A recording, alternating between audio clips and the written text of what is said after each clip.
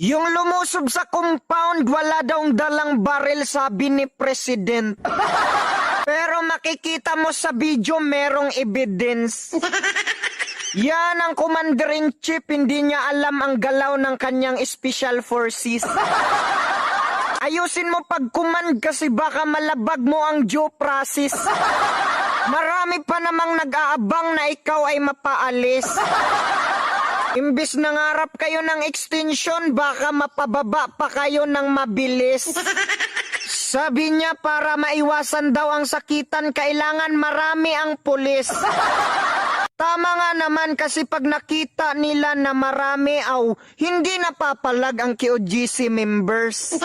Sabi naman ng iba, ito daw ay martial law. Pero para sa akin ito ay to enforce the law.